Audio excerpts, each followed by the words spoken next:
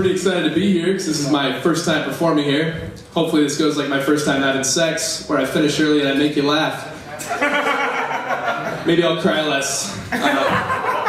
Pretty pumped. Today my friends threw me a surprise party. It's pretty exciting. I had a great time. But it was one of those parties where like not everyone was having such a great time. I forget, what are those called? An intervention. They threw me an intervention because they say I've been doing a lot of things like a drug addict would. Primarily the drugs, I think. But they also tell me I've been drinking too much. I'm not sure I see the problem.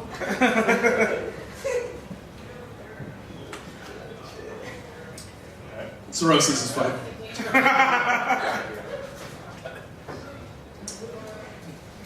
Yeah, it's not really a problem for me.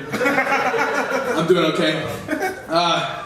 Something that kind of bums me out that I wasn't born with any other talent was that I can't come up here and like play, in a band. It's not really fair the way that bands get laid after sets versus the way that I don't get laid after sets. Bands come up, they play 4 chords for 10 minutes, everyone fucking kills.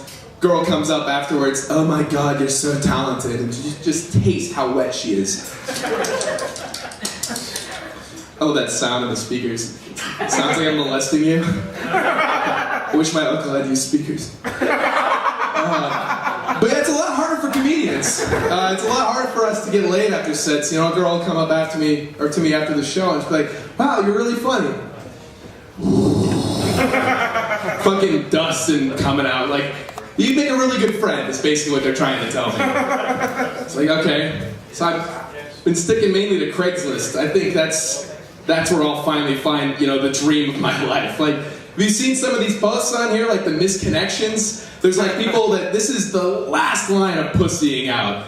Like, we made eye contact on the bus, I don't know, please talk to me. And it's just like, really, this is the kind of place that you want to foster a relationship? What are you going to tell your parents? Yeah, we hooked up on some pedophilic drug den, and now we're just tying the knot.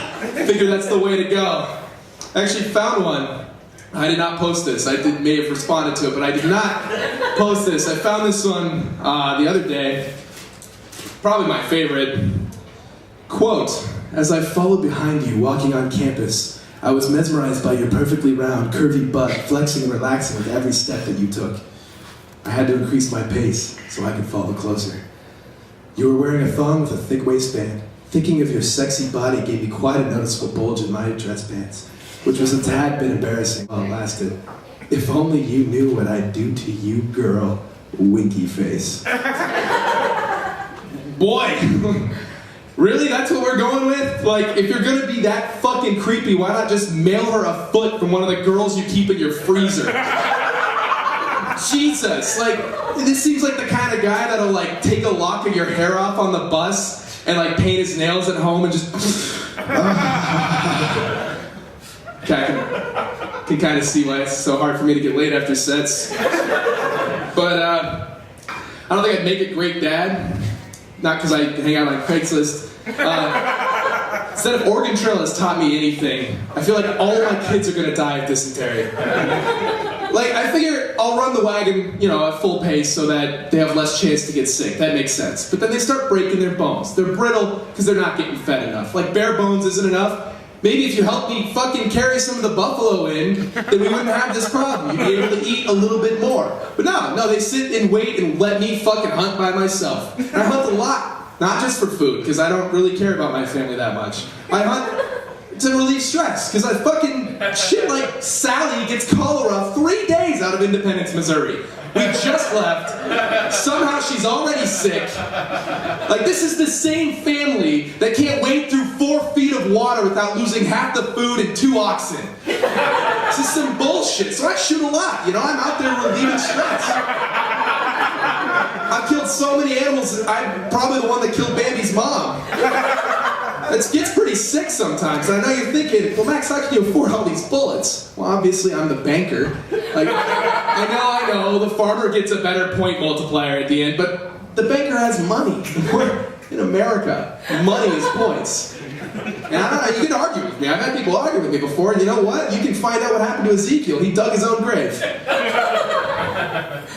So yeah, I don't think I'd make a great dad. I also don't think I'd make a great doctor. I need the credit for being a doctor. How many times have you seen like a patient finally get over whatever sickness they were because of the doctor? He's out there talking to the family. They're like, well, thank God, what a miracle. He's standing right fucking there. He just spent 10 hours in your fucking kid. Thank God, what a miracle. Okay, well, I want that credit. If I'm in there, you know, God can do the follow-up procedure. Leave it to him. I also think I would make a great doctor because I'm really bad at guessing what I've got. Like, I put in all my symptoms to WebMD, and it usually comes up with, like, I'm just assuming I've got cancer. Like, coughing, stuffy nose, it's got to be the worst thing in the world. I'm gonna die soon. Probably tonight. Been coughing quite a bit lately. I also don't think I'd make a great doctor because I have no professional training in that field. It's probably the biggest reason. I feel like that's sort of like a place I would need to work. I would need to know how to deal with like a compacted bowel. Ew. Like, kid comes in, mom brings in her kid. He's got a hangnail. What would you prescribe? Fuck it, take him out back, put him down. Old Yeller style. Like, get rid of him. We don't need him contaminating our gene pool. But yeah, speaking of guns, I like to talk about hot button issues. You know, with my friends, we get like in a little circle. We'll talk about things. We talked about guns because that's gotten people talking about gun control lately, and I think I wanted to weigh in. You know, so I figure, what's the big deal? You know, the government thinks that they're bad for us. They've explained to us that they're bad. I figure, why can't we just trust the government to tell us, you know, when something's bad? Why can't we just agree to that? Because if the government doesn't want us to get it, we won't be able.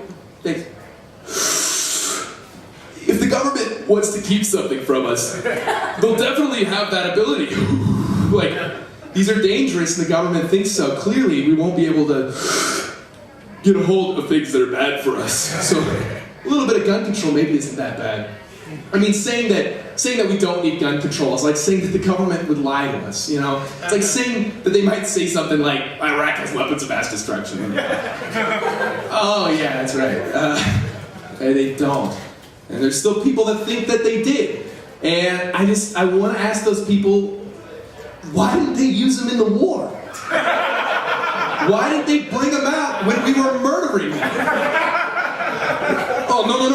We'll make sure that the Americans are so guilty. They'll feel so terrible. We will sit here and they will rape and murder all of our villages and we will just save them for later when they don't know. So they'll feel terrible. Like you're gonna make us feel bad? Have you met our cops? Like, they chase children for fun. Yeah, you remember back in elementary school where your friends would take your hand and stop hitting yourself, stop hitting yourself. Yeah, the cops now. Stop resisting! Stop resisting! They'll take you out. I miss being a kid, you know, where I wasn't hit with batons and instead I got shunned on the playground. We had a group of friends in my neighborhood where we'd play a house. There was two girls that were kind of those bitchy, man, we're gonna take charge girls, and then there was this kid that no one liked in our neighborhood, and he would always come play with us. It was so frustrating. So a group of us would get together, the girls would decide who plays what. I'm like, well, I'm gonna be the mom, she's gonna be the dad. We're very progressive for our ages. And you, referring to the kid that nobody liked, you can play the cat. Like, how do you play the cat? Roll around, hang out in the sun every now and then, just...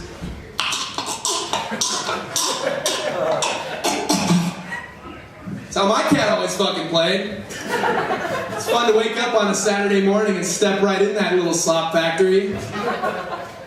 I had a way better position. I don't know how that kid dealt with being the cat. I had the greatest spot. I was the kid that wasn't actually invited and had to go home. God, our imaginations just ran wild. Like, even the mom was in on it, like handing out snacks to everyone else and like shoving me out of the treehouse. Like, we told you not to come back, Max! We told you! God. Okay, so I guess I was wrong. I will be crying a little bit tonight.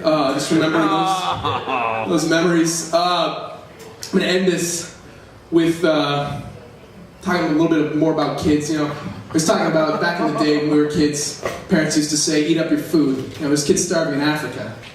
Like, why is me finishing my plate going to help these kids? Shouldn't we send them the leftovers? Why the African kids? Why is it just them? There's kids starving all over the world. There's kids starving in Japan. There's kids starving in America. There's kids starving in my basement, but nobody hears about those kids. And why not?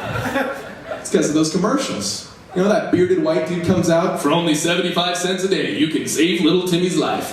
With an African name, of course, but you can save his life, He's sitting there with his little empty dish, and he's like, really, dude? I'm as skinny as a rail, you can't afford fucking 75 cents a day.